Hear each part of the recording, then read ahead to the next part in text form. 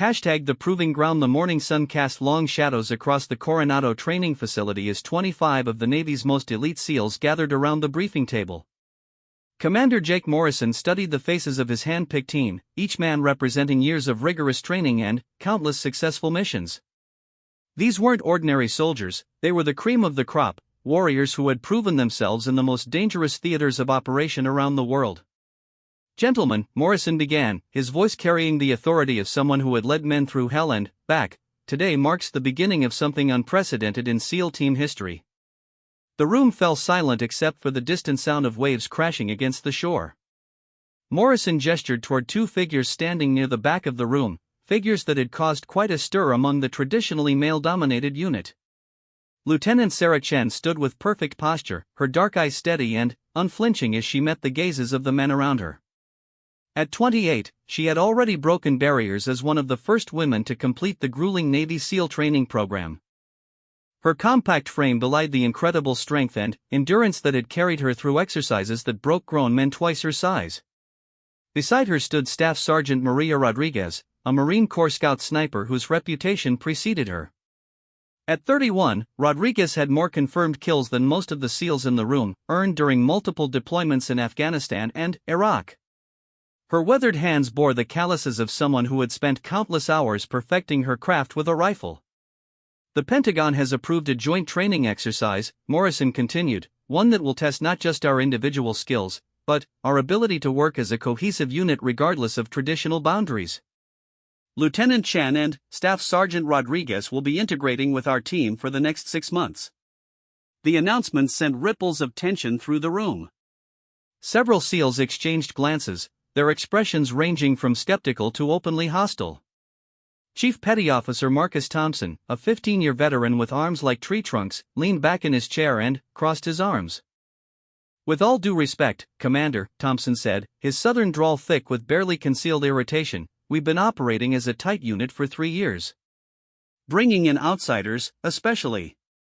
He paused, choosing his words carefully, "especially personnel who haven't been through our specific training protocols, could compromise mission effectiveness." Murmurs of agreement rippled through the group.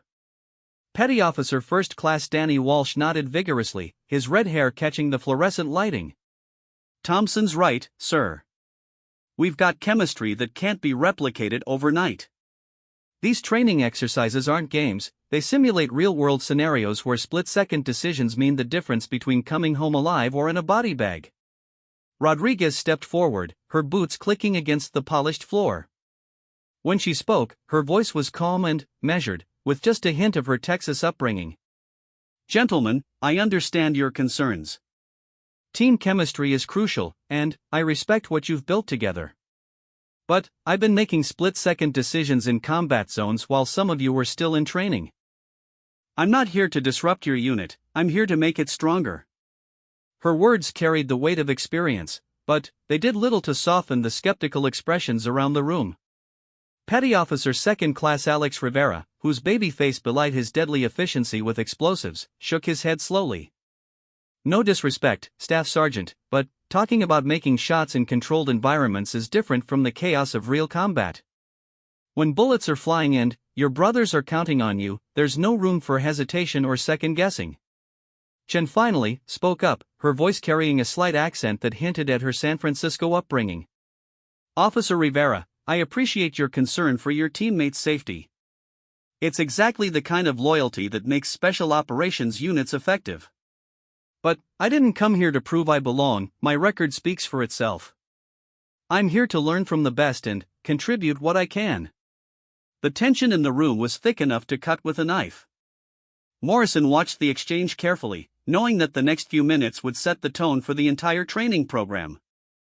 He had handpicked Chen and Rodriguez specifically because their skills complemented the team's existing capabilities, but he also understood the resistance they would face. "Let me be clear," Morrison said, his voice cutting through the murmurs, "this isn't a request or a suggestion. This is a direct order from Naval Special Warfare Command. The integration of qualified personnel regardless of gender is the future of special operations, and we're going to be the unit that proves it can be done successfully." Chief Thompson's jaw tightened, but he remained silent. Around the room, other SEALs shifted uncomfortably in their seats. These were men who had dedicated their lives to following orders and executing missions with precision, but they were also fiercely protective of their brotherhood and traditions. Morrison continued, "I know change is never easy, especially when it challenges long-held beliefs about how things should be done. But I've reviewed both Lieutenant Chen's and Staff Sergeant Rodriguez's service records, and their qualifications are beyond question. Chen graduated top of her class from Buds, and Rodriguez holds the record for longest confirmed kill shot by a Marine Corps sniper." The last statement caused several heads to turn. Sergeant First Class Mike O'Brien, whose Irish heritage was evident in his freckled complexion and quick temper, raised an eyebrow. "What kind of distance are we talking about, Staff Sergeant?" Rodriguez met his gaze steadily. 2,437 meters. Helmand Province, 2019. Taliban commander who had been coordinating attacks on convoy routes. The room fell silent.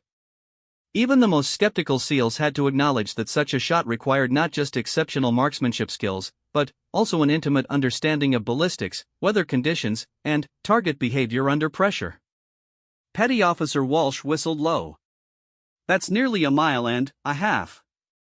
What rifle were you using?" "Barrett M82A1, custom modifications. Took 3 days of observation to learn the target's patterns and wait for the right wind conditions." Rodriguez's matter-of-fact delivery made the incredible feat sound almost routine. Chen sensed the slight shift in the room's atmosphere and decided to build on it. "I know my resume looks different from yours. I didn't grow up dreaming of being a Navy SEAL, that wasn't even an option for women when I was a kid. But I did grow up wanting to serve my country and push myself to be the best I could be. When the barriers came down, I was ready." Lieutenant Junior Grade Tommy Park, the team's communications specialist, leaned forward. "What made you think you could handle Bud's training?" "I mean, statistically speaking, the dropout rate is over 80% for male candidates. I didn't think I could handle it," Chen replied honestly. "I knew I could. There's a difference between confidence and arrogance, and I learned early in my military career that preparation and mental toughness matter more than raw physical strength in most situations." The honesty of her answer seemed to resonate with several team members. Chief Thompson, despite his initial resistance, found himself grudgingly impressed by her directness. He had served with plenty of cocky recruits who talked a big game but folded under pressure. Morrison decided to strike while the iron was hot. "Here's what we're going to do. We start training tomorrow at 0500 hours. The first phase will be individual skill assessments, marksmanship, close quarters combat, tactical movement, and equipment proficiency. Every team member, including myself, will be evaluated on the same standards." He paused to let that sink in before continuing. "After the individual assessments, we'll move into small unit tactics and eventually full team exercises. By the end of 6 months, we'll know exactly what each person brings to the table and how we can best utilize those skills in operational settings." Petty Officer First Class Carlos Mendoza, whose expertise in maritime operations had saved lives on multiple missions, raised his hand. "Commander, what happens if someone doesn't meet the standards?" "I'm not talking about gender, I mean anyone who can't keep up with the pace." "Same thing that happens in any SEAL unit," Morrison replied without hesitation. "They get additional training if the deficiency can be corrected, or they get reassigned if it can't. This team's mission effectiveness comes first, period." The clarity of that statement seemed to ease some of the tension in the room. These men had joined the SEALs because they wanted to be part of an elite unit where excellence was the only acceptable standard. If Chen and Rodriguez could meet those standards, they would earn their respect through performance, not politics. Rodriguez stepped forward again. "I'd like to propose something, if I may, Commander." Morrison nodded for her to continue. "I know trust is earned, not given, especially in units like this. How about we start with a friendly competition? Tomorrow's marksmanship assessment, highest score buys coffee for the whole team for a week." The suggestion drew a few chuckles from around the room. Competitive spirit was something every SEAL understood and respected. Chief Thompson found himself smiling despite his reservations. "You sure you want to make that bet, Staff Sergeant?" he asked. "Some of these boys are pretty handy with a rifle." Rodriguez grinned back. "I like my odds, Chief. Besides, worst case scenario, I'm out about $50 for coffee. Best case, I get to know you all a little better while you're buying me caffeine." The ice wasn't completely broken, but it was definitely starting to crack. Several team members began talking among themselves, the conversations more animated and less hostile than they had been just minutes earlier. Chen watched the dynamics shift with satisfaction. She had learned during her own training that the best way to gain acceptance in male-dominated environments wasn't to demand it or argue for it, it was to earn it through consistent performance and authentic interactions. "One more thing," Morrison said, raising his voice to regain the room's attention. "This training program is being observed by multiple levels of command. The results will influence policy decisions about the future composition of special operations teams across all branches of the military. We're not just representing SEAL Team 6, we're representing the entire special operations community." The weight of that responsibility settled over the room like a blanket. These men understood pressure and high-stakes situations, but the idea that their performance would influence military policy added an extra layer of significance to every exercise and evaluation. Sergeant First Class Kevin Murphy, whose expertise in demolitions had proven invaluable on countless missions, spoke up. "Commander, are there specific metrics we'll be evaluated on, or is this more of a general assessment?" "Comprehensive evaluation across all core competencies," Morrison replied. "Marksmanship accuracy at various distances and conditions, close quarters combat proficiency, tactical movement and stealth, equipment handling and maintenance, team communication and coordination, leadership under pressure, and adaptability to changing mission parameters." He gestured toward a thick folder on the briefing table. "Detailed assessment criteria are in your packets. Study them tonight. Tomorrow we find out what everyone is really made of." As the formal briefing concluded, team members began filing out of the room in small groups, their conversations a mix of speculation and skepticism. Chen and Rodriguez found themselves momentarily alone near the back of the room. "Think we bit off more than we can chew?" Chen asked quietly. Rodriguez adjusted her gear and shook her head.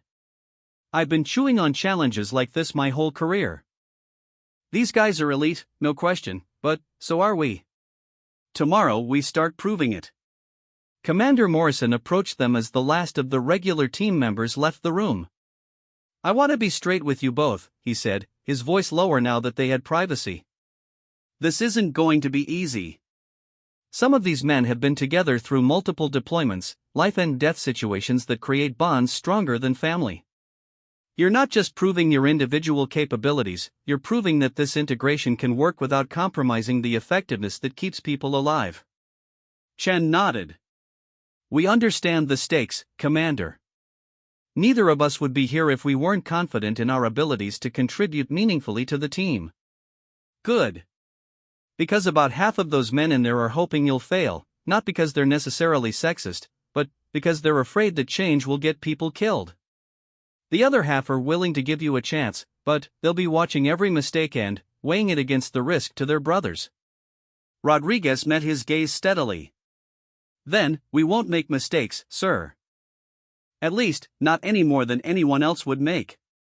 Morrison almost smiled at that. "Confidence is good, but don't let it turn into overconfidence. These assessments are designed to push everyone to their limits and beyond. I've seen experienced SEALs struggle with some of the scenarios we'll be running." As they walked toward the exit, Chen reflected on the magnitude of what they were undertaking. She had spent years preparing for this opportunity, knowing that when it finally came, she would have to be not just good, but exceptional. The same was true for Rodriguez, whose reputation as a marksman had opened doors that military tradition had previously kept locked. The sun was setting over the Pacific as they stepped outside, painting the sky in shades of orange and purple that reflected off the calm waters. Tomorrow would bring the first real test of whether integration could work in the most elite units of the military. In his quarters that night, Chief Thompson stared at the ceiling and thought about the changes coming to his team. He had served with distinction for 15 years, through deployments that tested every skill and instinct he possessed. The men in his unit weren't just colleagues, they were brothers who had bled together, fought together, and trusted each other with their lives. The idea of adding new members to that tight-knit group was unsettling enough. The fact that those new members were women added layers of complexity that he wasn't sure how to navigate. It wasn't that he doubted women could be capable soldiers, he had seen too much evidence to the contrary during his career.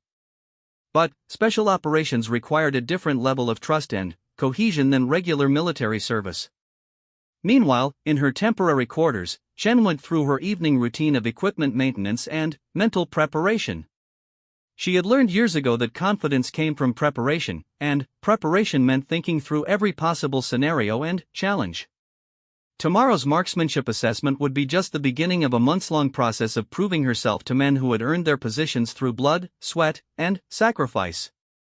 Rodriguez was also preparing in her own way, cleaning and inspecting her rifle with the methodical precision that had made her one of the most feared snipers in the Marine Corps. She thought about the long road that had brought her to this point, the years of training, the deployments where her skills had made the difference between mission success and failure, and the countless hours perfecting her craft. The stage was set for a confrontation between tradition and progress, between established ways of doing things and the evolving demands of modern warfare.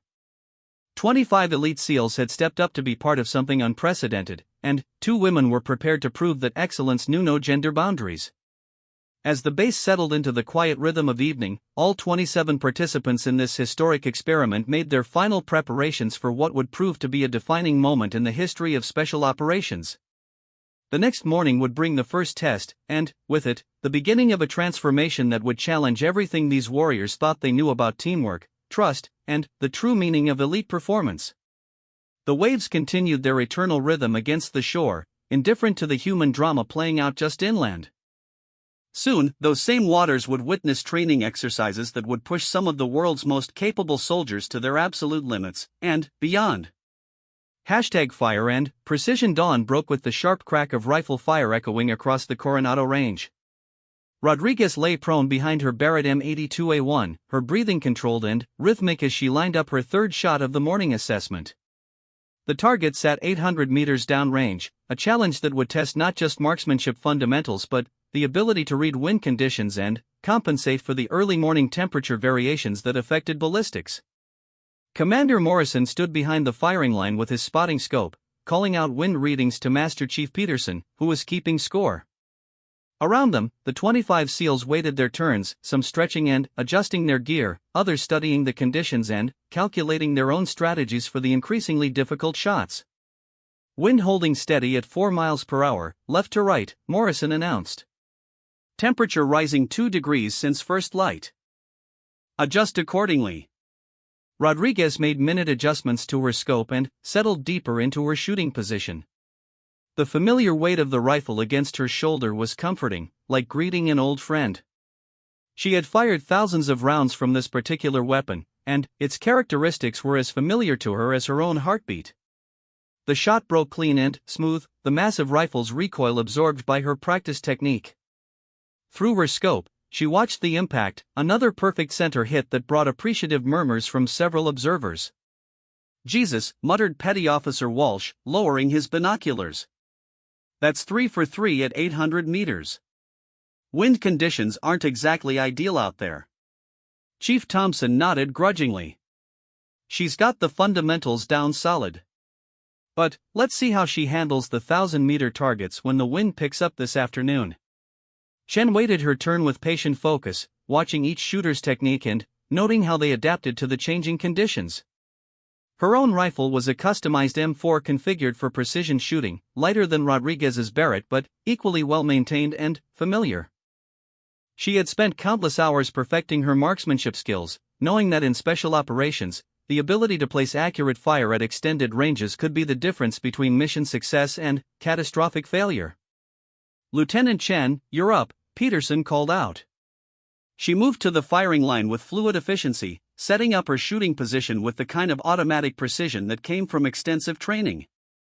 The 800-meter target looked small through her scope, but she had made much more difficult shots under far worse conditions. Around her, conversations died down as the SEALs watched her performance. She could feel their attention like a physical weight, but she had learned long ago to channel that pressure into focus rather than letting it create distraction or nervousness. Her first shot was slightly left of center, not a miss, but not the perfect placement she demanded of herself. She made a quick mental calculation, adjusting for what appeared to be a slight shift in wind direction that the official spotters hadn't yet called out. The second shot was dead center. The third shot was even better, if such a thing were possible. "Damn," said Sergeant Murphy under his breath. "She's reading the wind better than the instruments are." Lieutenant Park nodded in agreement.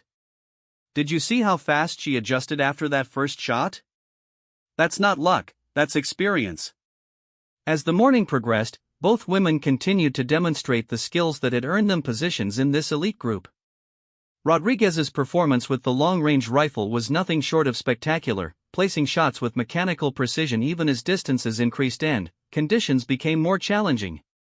Chen's adaptability impressed even the skeptics. When they transitioned to moving targets, she adjusted her technique seamlessly, leading the targets with the kind of instinctive calculation that separated expert marksmen from merely good ones. But it wasn't just the two women who were being tested. The regular team members found themselves under scrutiny as well, their own performance being evaluated not just individually but in comparison to the newcomers. Petty Officer First Class Rivera stepped up to the 1,000-meter line, his usual confidence slightly shaken by the impressive displays he had witnessed throughout the morning. The target at this distance was barely visible without magnification, and the wind had picked up significantly as the sun climbed higher. His first shot missed the target entirely. "Wind got you, Rivera," called out Master Chief Peterson. "Take your time and read the conditions." Rivera's jaw tightened. Missing on the first shot was embarrassing enough under normal circumstances, but, with the entire team watching and comparing his performance to that of the two women, it felt like a serious failure. His second shot clipped the outer edge of the target, technically a hit, but far from the standard expected of a SEAL team member. Rodriguez, who had been observing from the side, approached him quietly. "Mind if I share something I noticed?" Rivera looked at her suspiciously but nodded. "The wind instruments are reading conditions at ground level," she said, keeping her voice low enough that others couldn't overhear. "But, at 1,000 meters, you're dealing with wind conditions that might be different 6 feet off the ground. Watch the grass about halfway to the target, see how it's moving differently than the grass right here at the firing line?" Rivera followed her gaze and realized she was right. The vegetation downrange was moving in a slightly different pattern than what was being measured by their instruments. "Thanks," he said, genuinely grateful despite his initial suspicion. His third shot, adjusted for the conditions she had pointed out, was a solid hit near the center of the target. Chief Thompson watched this exchange with interest. In his experience, truly elite soldiers were generous with their knowledge because they understood that making the team better made everyone safer. The fact that Rodriguez had helped a team member who had been openly skeptical of her presence spoke well of her character and tactical understanding. The morning assessment continued with tests of rapid-fire accuracy, shooting from unconventional positions, and target engagement under simulated stress conditions. By noon, patterns were emerging that challenged some of the preconceptions that had dominated the previous day's discussion. Chen's performance was consistently excellent across all categories, but what impressed the experienced SEALs most was her adaptability. When the conditions changed or new challenges were introduced, she adjusted her technique with the kind of fluid intelligence that suggested deep understanding rather than mere memorization of procedures. Rodriguez's raw accuracy was simply devastating. Even the team's best marksmen found themselves struggling to match her precision, especially at extended ranges where tiny variations in technique became magnified into significant differences in impact points. But, perhaps more importantly, both women were demonstrating the kind of tactical awareness and team-oriented thinking that were essential for special operations success. During a break for lunch and equipment maintenance, informal conversations began to replace the formal assessments as the primary source of evaluation. These casual interactions often revealed more about a person's character and suitability for team membership than any structured test could measure. Sergeant First Class O'Brien found himself sitting next to Chun while cleaning his rifle, and struck up a conversation about the technical modifications she had made to her weapon system. I noticed you're running a different trigger group than standard issue, he observed. Custom work? Chen nodded. Two-stage match trigger, adjusted to 3 pounds. Helps with precision shooting, but it took a lot of practice to get used to the lighter pull weight. Ever have problems with accidental discharges? I've heard some guys complain about light triggers in tactical situations. Only if you don't maintain proper trigger discipline, she replied. But that's true with any weapon system. The key is training until the right habits become automatic, regardless of stress levels. O'Brien found himself nodding in agreement. That's exactly what our gunny used to tell us in the Marines. Muscle memory doesn't care how scared you are if you've practiced enough. Across the maintenance area, Rodriguez was sharing technical knowledge with several team members who were curious about her long-range shooting techniques. The conversation was animated and professional, with questions flowing both ways as the SEALs shared their own expertise in areas where Rodriguez was less experienced. The ballistics calculations are really just applied physics, she explained to a group that included Murphy and Mendoza. You've got gravity pulling the bullet down, air resistance slowing it down, wind pushing it sideways, and the Coriolis effect causing drift over really long distances. The trick is measuring all those variables accurately and, then, applying the corrections consistently. Murphy, whose background included some college engineering courses, was fascinated. How do you account for temperature variations along the bullet's flight path? I mean, the air temperature here at the beach is going to be different than the temperature 500 meters inland. Great question, Rodriguez replied. For most tactical situations, you use average conditions and accept that there's going to be some variation. For really long shots where you have time to prepare, you can use weather balloons or other tools to get more precise atmospheric data. These technical discussions were doing more to build bridges between team members than any formal team-building exercise could have accomplished. The SEALs were beginning to see Chen and Rodriguez not as outsiders or political statements, but as skilled professionals who brought valuable knowledge and capabilities to the team. Commander Morrison watched these interactions from a distance, pleased with how the integration was progressing. He had been concerned that the cultural resistance would be stronger and more persistent, but the power of demonstrated competence was winning over even the most skeptical team members. The afternoon brought more challenging assessments, including close-quarters combat scenarios and tactical movement exercises. These tests were designed to evaluate not just individual skills, but the ability to work effectively as part of a coordinated team. Chen and Rodriguez found themselves paired with various team members for these exercises, rotating through different combinations to see how well they could adapt to different leadership styles and tactical approaches. During one particularly intense close-quarters drill, Chen found herself working with Chief Thompson in a building clearing scenario.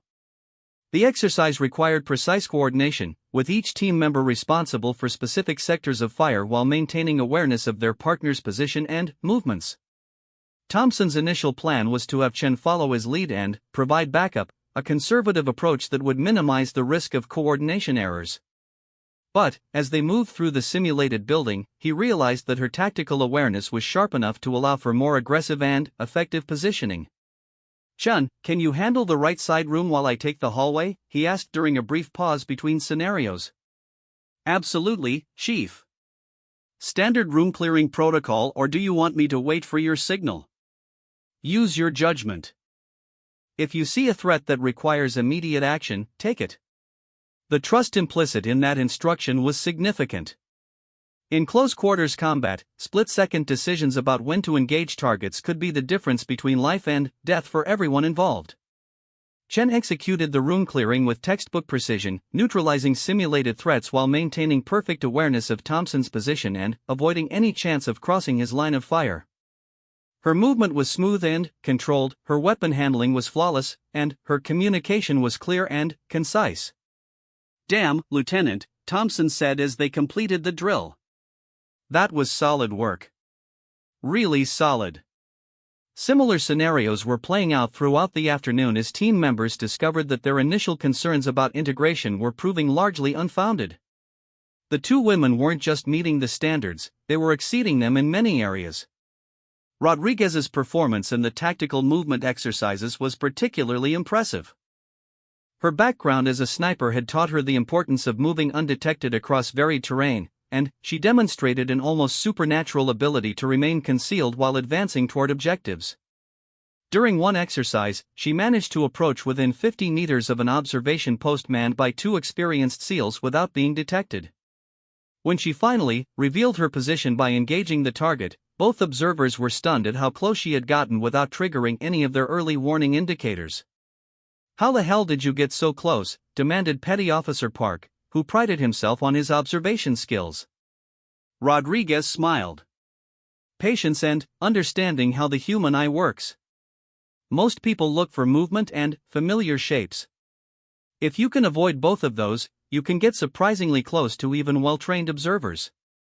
She spent the next few minutes explaining some of the techniques she had learned during sniper training, including how to use terrain features and natural camouflage to break up the human silhouette that observers are instinctively trained to recognize. As the day progressed, the competitive atmosphere that had characterized the morning assessments began to evolve into something more collaborative. Team members started sharing techniques and knowledge more freely, recognizing that everyone's performance benefited when information flowed both ways. The coffee bet that Rodriguez had proposed the day before became a running joke throughout the afternoon, with various team members claiming they were going to collect on different aspects of the overall assessment. But the competitive edge had softened into good-natured ribbing rather than the skeptical hostility that had characterized the initial interactions. By late afternoon, when the formal assessments concluded, something fundamental had changed in the group dynamics. The 25 SEALs who had arrived that morning as a tight-knit unit suspicious of outsiders were leaving as part of a larger team that included 2 new members who had proven their worth through performance rather than politics. Commander Morrison gathered everyone together for a brief after-action review before dismissing them for the day. "Outstanding work across the board," he began. "I saw marksmanship skills, tactical awareness, and teamwork that met or exceeded every standard we've established for this unit." He paused to look around the group, making eye contact with team members who had been most vocal in their skepticism. "I also saw something equally important: the ability to adapt, learn from each other, and integrate new capabilities without compromising existing strengths. That's what makes the difference between a good unit and an exceptional one." Chief Thompson stepped forward. "Commander, I think I speak for the team when I say that Lieutenant Chan and Staff Sergeant Rodriguez have earned their place here. They've demonstrated the skills and the character that we value in SEAL operations." Murmurs of agreement came from around the group. The formal acceptance wasn't universal yet, but it was clear that the majority of team members had moved beyond their initial resistance. Rodriguez grinned and pulled out her wallet. "Looks like I owe everyone coffee for a week." "I may have won some of the individual competitions, but I think we all won something more important today." Chen nodded in agreement. "This has been one of the most challenging and rewarding days of my military career. Thank you for giving us the chance to prove ourselves." As the team dispersed, small groups lingered to continue technical discussions or make plans for evening training sessions. The transformation wasn't complete yet, there would be more challenges ahead, and not every team member was fully convinced. But the foundation had been laid for something unprecedented in special operations history. The sun was setting again over the Pacific, but this time the light seemed different somehow. The barriers that had seemed so solid just 24 hours earlier were beginning to crack, not through political pressure or social engineering, but through the simple power of professional excellence demonstrated under pressure. In his office that evening, Commander Morrison reviewed the day's assessment scores and behavioral observations. The numbers told part of the story: both women had performed at or above team averages in every category measured. But the more important story was told in the informal interactions and growing mutual respect he had observed throughout the day. The integration was working, but the real tests were still ahead. Marksmanship and individual tactical skills were just the foundation. The true measure of team effectiveness would come when they faced complex, multi-phase operations that required seamless coordination and absolute trust between all team members. Tomorrow would bring new challenges, and the day after that would bring even more. But tonight, for the first time since this experiment had begun, Morrison allowed himself to feel optimistic about the outcome. The waves continued their eternal rhythm against the shore, and, somewhere in the distance, the sound of rifle fire echoed across the range as dedicated professionals continued to hone their skills long after the official training day had ended. Excellence was a habit, not an event, and this team was building habits that would serve them well in the trials ahead. #The ultimate test. 3 months had passed since that first day on the range, and the team that gathered in the pre-dawn darkness of the Nevada desert bore little resemblance to the group of skeptical individuals who had first met Chen and Rodriguez. They moved with the fluid coordination of a unit that had trained together, bled together, and learned to trust each other completely. The final evaluation was unlike anything they had faced before. Intelligence reports indicated that a terrorist cell had taken control of a remote facility containing sensitive materials, and 27 of America's finest warriors had been tasked with neutralizing the threat before the situation could escalate into an international crisis. Of course, the terrorists were actually role-players and the sensitive materials were training props, but the complexity of the scenario and the standards for success were entirely real. Multiple agencies were observing, from Pentagon officials to representatives from Allied Special Operations units who wanted to see if the American experiment in integration could produce results that justified adoption by their own forces. Commander Morrison studied the aerial photographs and intelligence briefings one final time as his team completed their pre-mission preparations. The facility sat in a valley surrounded by rocky hills, with multiple buildings, vehicle positions, and an unknown number of defenders who had been given detailed intelligence about likely approach routes and tactical options. "Final brief in 5 minutes," he called out, watching as his people made last-minute adjustments to their equipment and communication systems.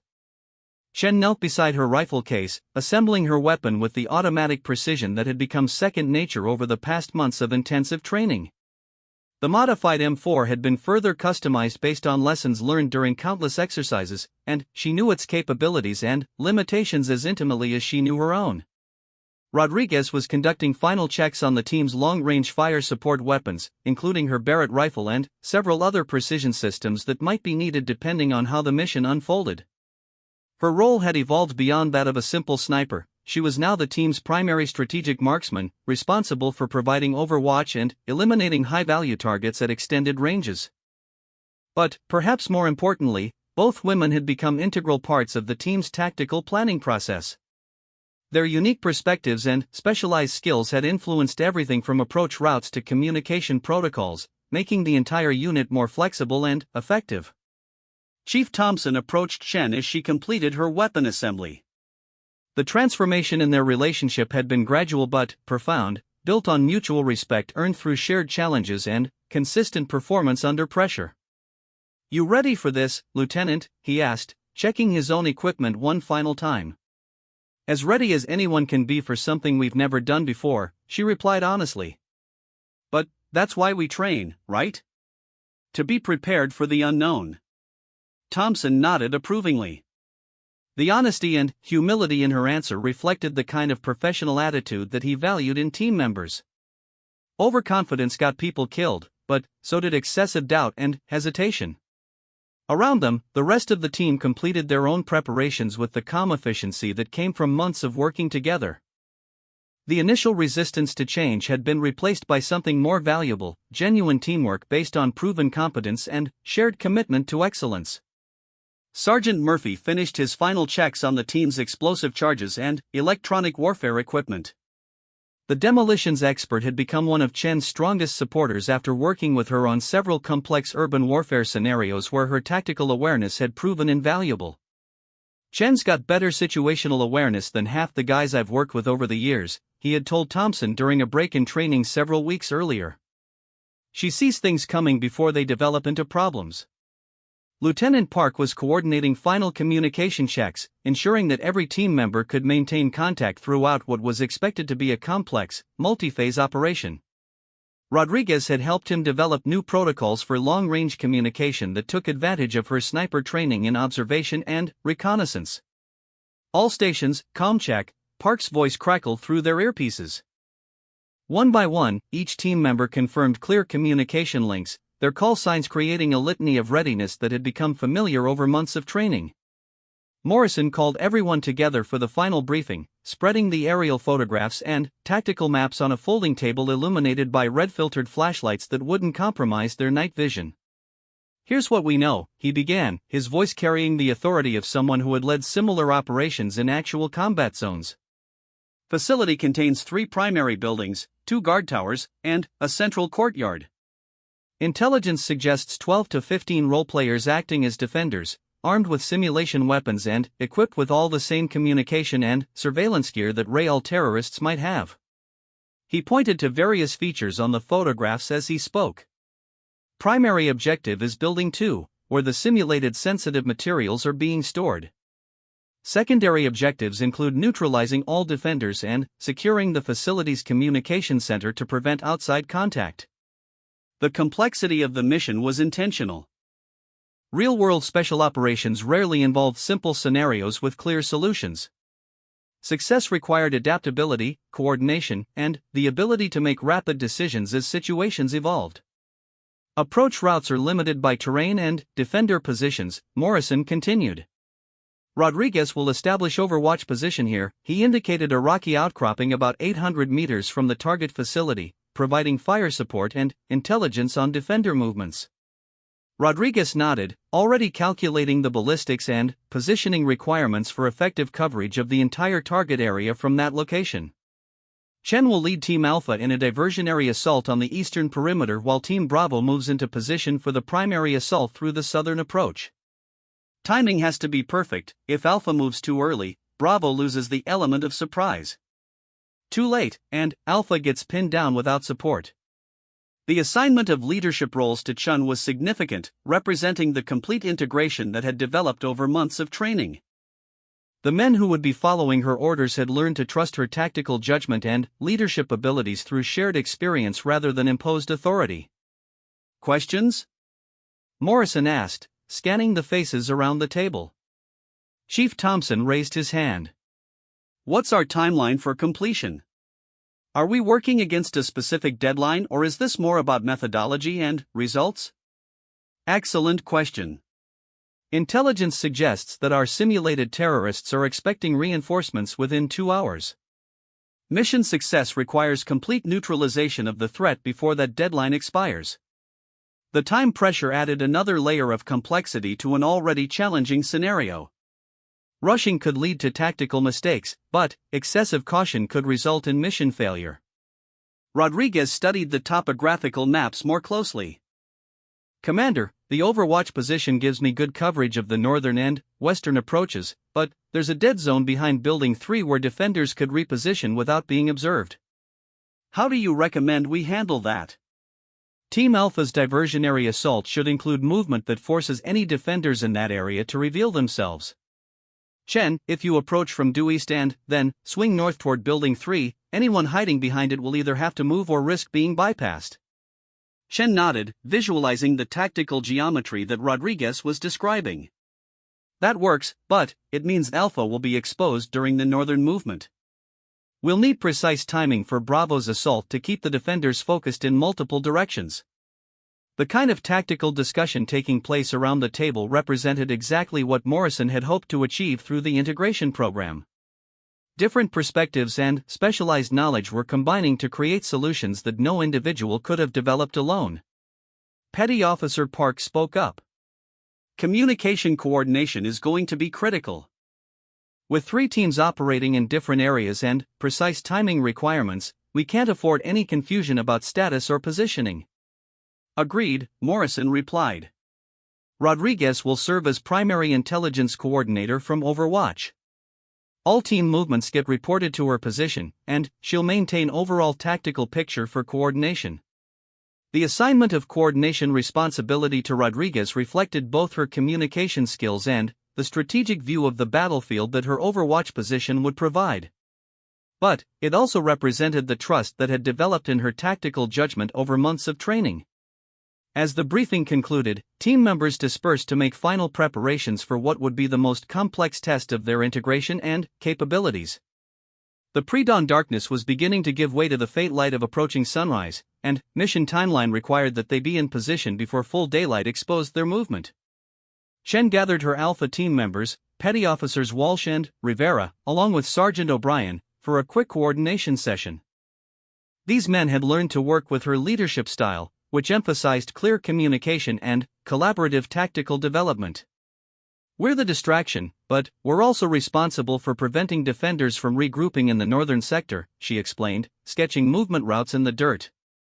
"That means our assault has to be convincing enough to draw attention, but controlled enough that we don't get pinned down and become a liability for Bravo team." Walsh nodded.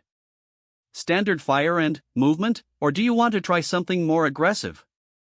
"Fire and movement, but with emphasis on movement. Our goal is to keep the defenders guessing about our actual strength and intentions. If they think we're the main assault, they'll reinforce against us and create opportunities for Bravo. If they figure out we're a diversion too early, they might ignore us completely." The tactical sophistication of her planning impressed even experienced operators like O'Brien, who had initially been among the most skeptical about her capabilities. Meanwhile, Rodriguez was establishing her overwatch position with the methodical precision that had made her reputation as a sniper. The rocky outcropping provided excellent concealment and clear fields of fire, but it also required careful positioning to avoid being detected by defenders who might be watching likely sniper positions. Her spotting scope revealed details about the facility that weren't visible in the aerial photographs.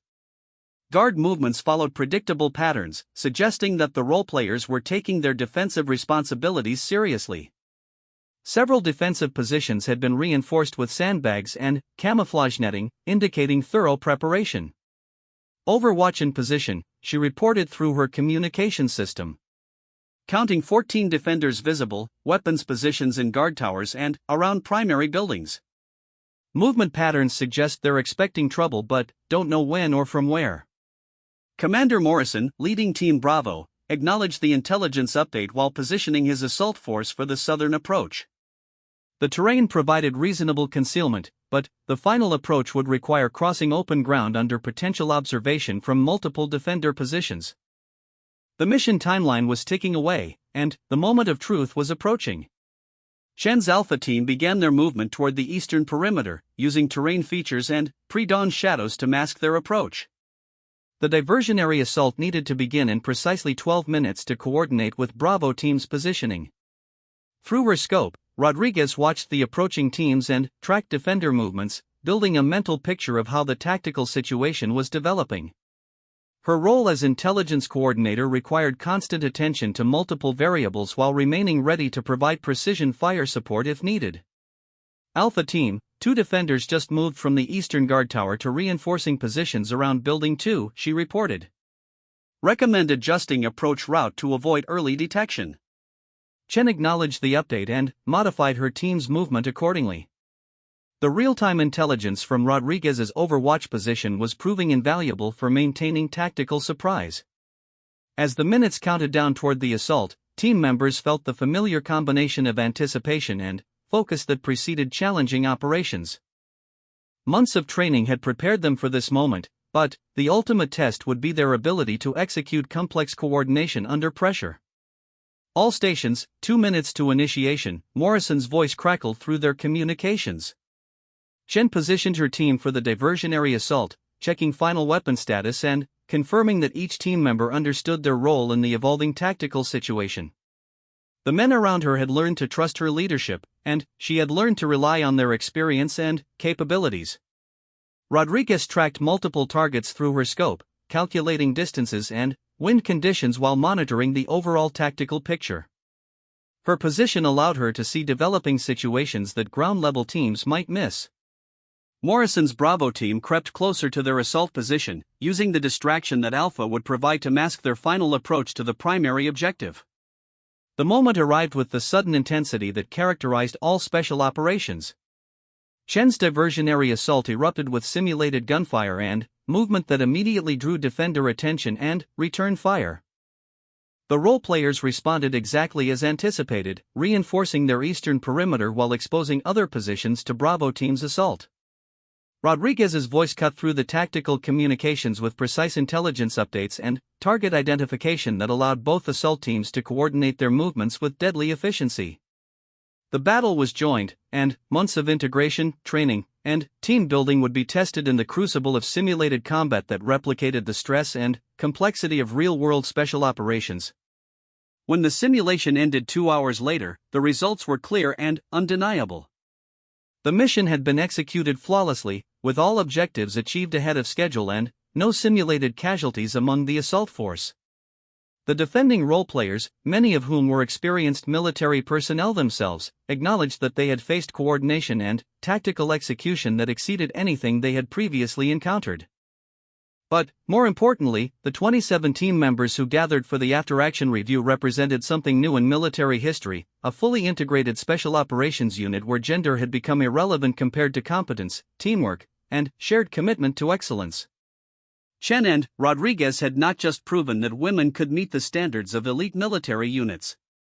They had demonstrated that integration, properly executed, could make those units more effective than they had ever been before. The sun set over the Nevada desert that evening on a group of warriors who had redefined what was possible when artificial barriers were removed and excellence was allowed to flourish regardless of its source. 25 elite SEALs had stepped up to be part of something unprecedented, and 2 women had made every shot count, not just with their rifles, but with every decision, every leadership moment, and every demonstration of the character that makes true special operations warriors. The future of military integration had been written not in policy documents or political speeches, but in the crucible of shared challenge where competence and character mattered more than tradition or assumption. And that future looked very different from the past that had brought them all to this desert valley where excellence had found a new definition.